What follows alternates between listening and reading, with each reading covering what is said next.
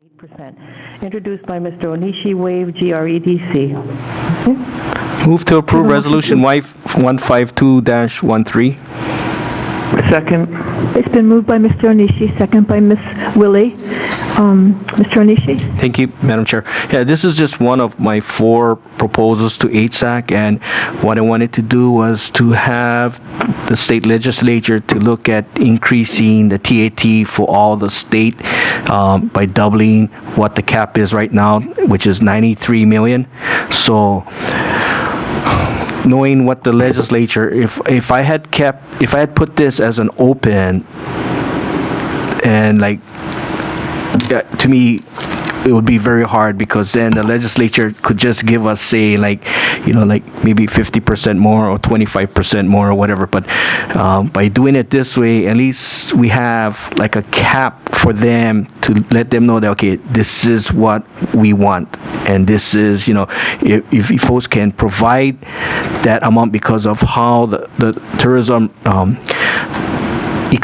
economy is going right now, to me, they can afford doubling the amount that they are giving us right now. And so for Hawaii County, we would be getting, instead of like close to 18 million, we'd be getting like 36 million for the next fiscal year. And so I'm asking for your support on putting this into the HSAC package. Thank you. Thank you. Ms. Willie? I just want to give a little background on this. The TAT, Transit Accommodation Tax, the purpose of that is to provide the funds necessary to support tourists on the islands and deal with the burden that we have, whether it's lifeguards or it's improving the roads or emergency services, all of that which goes into providing for transient is the key word, those who are not residents here. And originally, when this came about, 95% of the money went to the counties, and the state took a 5% administrative fee. So this was one of our key ways of earning income, and it was also an incentive that the better we care for our tourists and the more that would be available, and the counties had there was a close nexus between the purpose and the use of the funds. The benefits and the burden stayed together. Over time, then it was more and more was looked at as a way for the state to come in and provide for other uses. The Hawaii Tourism Authority, a big chunk came out for them, and then the Civic Center as well. So basically, it was just used in other ways and moving away from the purpose of the funds, and again, where was the burden on what government entity. Then 2 years or 4 years ago, when the economy dropped, the state proposed reducing the amounts going to the counties because of the state was in bad shape, and the whole lobbying effort or advocacy with the counties was that this would be temporary, that we would put these caps, we would put these restrictions on the counties, on the amount going to the counties, and as the economy came back, then the restrictions would be removed. They were looked at as temporary. But that temporariness sort of is immersed into, oh, well, this is a good idea on a permanent level. So I think that the legislators, state legislators, in my view, have sort of call it low-hanging fruit, take from the county, force the counties to be the ones that raise the property tax and do everything and shift the burden over to the county government. And, I just think this is one thing I was saying to Jay earlier, is that none of the state legislators from this island were ever on the county council. There doesn't seem to be as strong a tie-in and an understanding. So I think some of the issues that came up for ways of increasing new streams of revenue, rather than dealing with controversial issues on a statewide level, were sort of of dropped and let's just, here, take it from the county. So I just wanted to, I did do quite a bit of research on this and have testified before the state legislator over the years on this issue, and in particular in terms of its history and the legislative history on it. So I wanted to give that background, and of course I do support these efforts, and I hope that we're able to mobilize people on a more community organizing level, or however you want to put it, so that there isn't such a disconnect between our state legislators and viewing the county funds as a way to use those for state purposes and leave us in the position of having to raise taxes and fees repeatedly. Thank you. I yield. Thank you. Mr. Yoshimoto. Thank you, Madam Chair. Ms. Willie provides some good historical perspective. I also agree with her in terms of what happened in the past. Just to give council members a little bit additional history, maybe about 2 or 3 sessions ago when we had lobbied for the state legislature to keep our TAT, at that time the leadership was very sympathetic to us and didn't place any kind of cap or any kind of restrictions. Then the current leadership obviously chose not to. And Ms. Willie is correct. The current leadership, rather than reinstate us to where we were before, because now we have increasing revenues, they chose to just continue to take the money. And the most difficult thing for me to accept is the fact that we represent the same constituency, and so the state legislators should be really mindful of that fact. And I think they'll probably listen more so now that this situation is becoming more publicized, because simply put, there is a system in place. It's been working for many years, and it was basically a fair distribution of revenues. And we all remember that during the tough economic times, we had furloughs, we had cutbacks, and things of that nature. And so it really makes very little logical sense to not reinstate the county share, of not even have any cap, and that will come up to that during my resolution.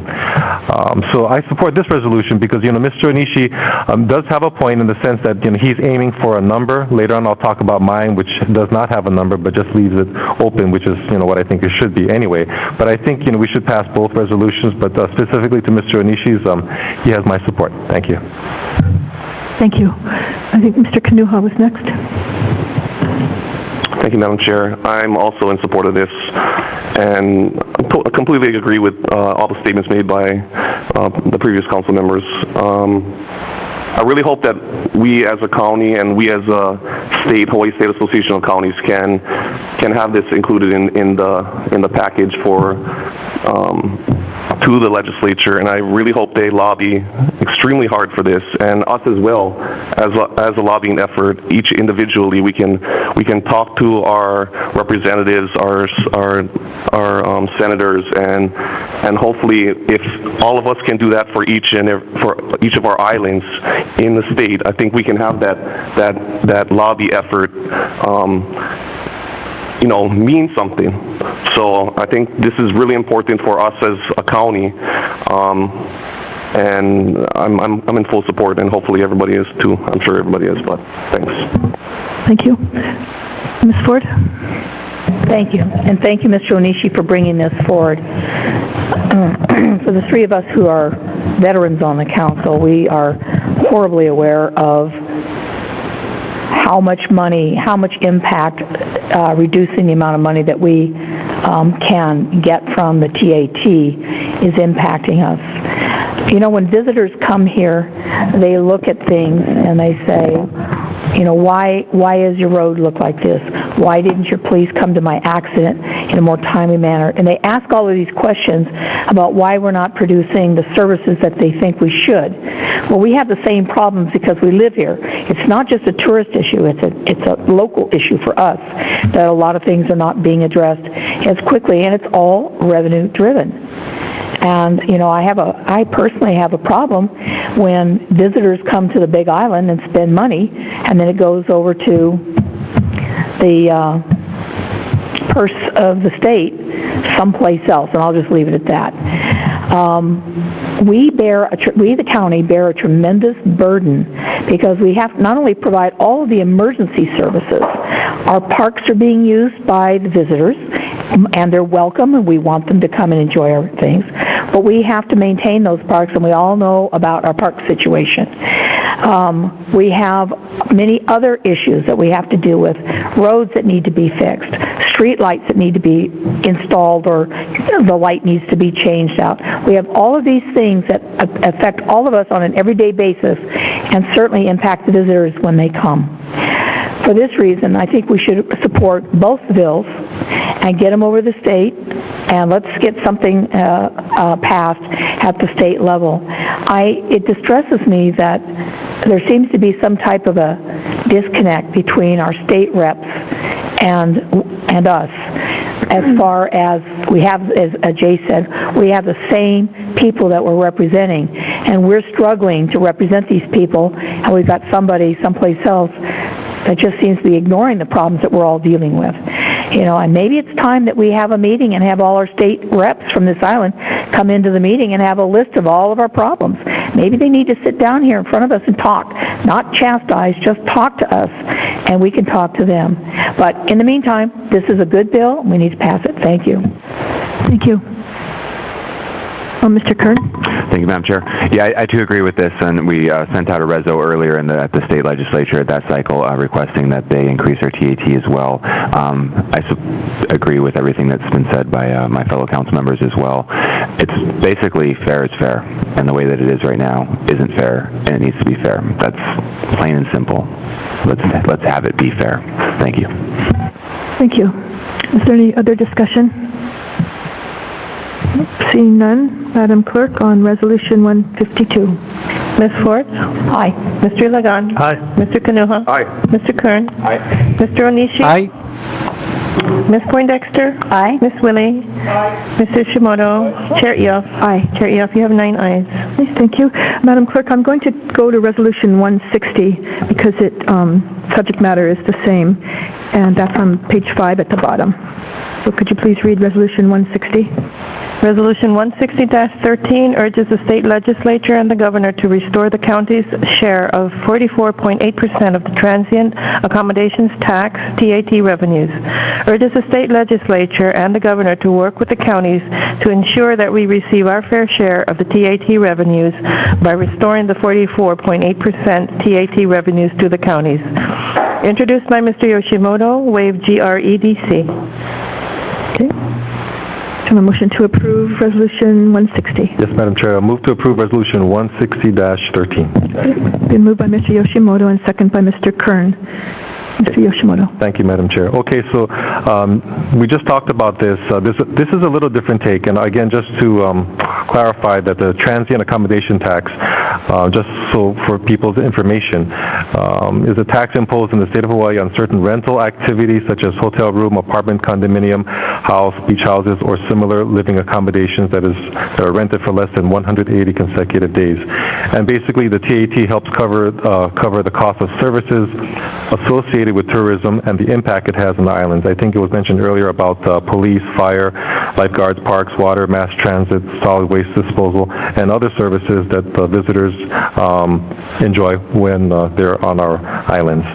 And so this resolution is different from the previous one in the sense that I don't want to see any kind of cap anymore, because in the past there was no cap, because there is basically a direct nexus between the number of visitors that we have and the number of services that we provide. So to me, the number should always be moving based upon the revenues. That's just a simple logical argument. To place any kind of cap to me is an artificial, arbitrary mechanism to just take money. And so when someone asks me, well, why is the state doing this? My simple answer is because they can. And so, really it's up to us as legislators, to the people out there who are listening to this, to say, hey, wait a minute, why is this continuing when there obviously is no longer that need in terms of numbers? And so, we need to establish the political will from the people ground up to say, let's just restore it to the way it was before. And in the process, undoubtedly, people will hear different type of proposals and other alternative ideas to the TAT, but I would rather focus on what we know rather than other different ideas and proposals. And I know that's something that I can get into a little bit later, but what I want to do is emphasize that we just should be restored to the level that we were before, simply because these are services that the county provides, and it's a basic issue of equity and fairness. Also, to call your attention to the numbers on page 2, so to give you an example, if in this last fiscal year, if there was no cap, we would have gotten $30,700,000 as opposed to the $17 million that we received. So the difference is approximately $13.4 million. And as you recall, we increased property taxes. So the mindset would be is that if we were restored the fair share of our TAT revenues, then arguably we would not have to have had to have raised our property taxes. In the coming fiscal year, if we're successful, the projections are $32 million, which would be a difference of $15 million. And according to our figures, property taxes resulted in an increase of approximately $18.7 million. So what I'm basically saying, long story short, is we can reduce our property taxes if the state gives us what they did before. And so I think, again, because we represent the same constituency, they would be pleasing everyone, which is, our job to please everyone, all of the residents, regardless of whether you're state or county. So I'll be making this argument this coming legislative session, and I hope all council members and anyone who's interested in this topic would also do the same. Thank you.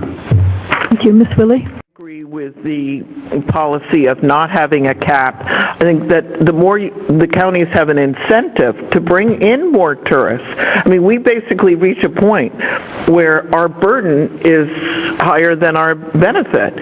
So we are then turning over the money rather than having an incentive to bring in more, provide more support, from clean bathrooms in the parks to everything else that we're holding up on. So I do feel strongly about the, just in terms of giving some sense to HSAC, that I would prefer that we go with the not having a cap, and that there's a reason. We have an incentive to work harder, to bring in more tourists, have more burden, but knowing that we'll have the benefit of being able to have funds to provide for those services. And I do want to stress what Chair Yoshimoto said, is in terms of all of us, and including the communities, rallying on this. And a number of years ago, I worked to get hundreds of petitions on this one point when it looked like whether we were going to have the TAT taken away.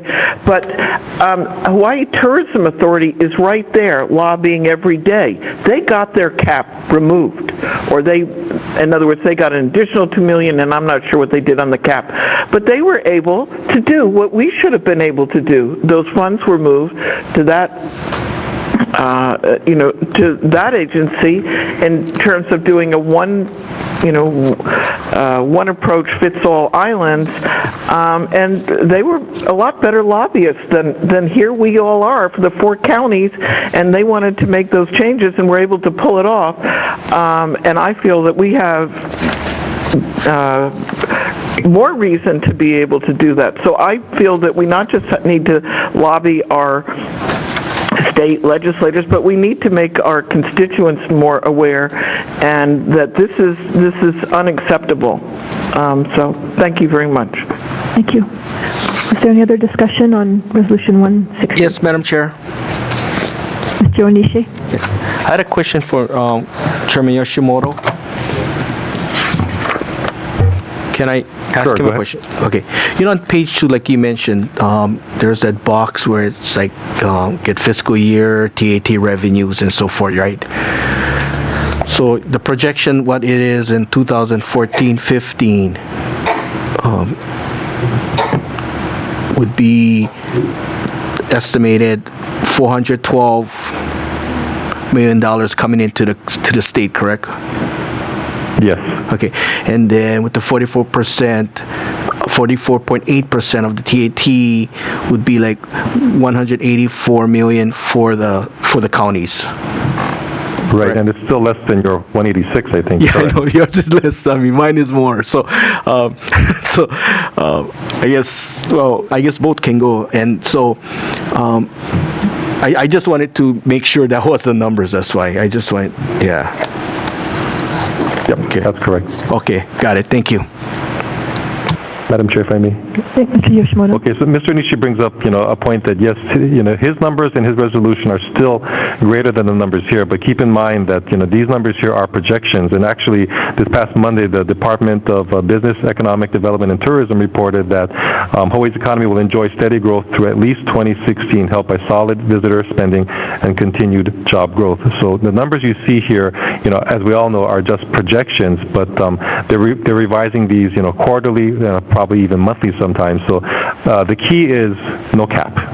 Let's just get what we deserve as a percentage, and that way we don't ever have to go back again and try and lobby and lobby. We shouldn't have to be fighting for something that, that they took away. And so, I'm very unhappy with this. And again, I don't know why they did it other than because they could, but I think, we need to speak up and be heard and just fix it. Thank you. Okay, thank you. I see no further comments. Madam Clerk? Ms. Ford? Mr. Ilagan? Aye. Mr. Kanuha? Aye. Mr. Kern? Aye. Mr. Onishi? Aye. Ms. Poindexter? Aye. Ms. Willie? Mr. Yoshimoto? Chair Eoff? Aye. Chair Eoff, you have 9 ayes. Thank you. Resolution 160 is adopted. Okay, back to the bottom of page 3, resolution.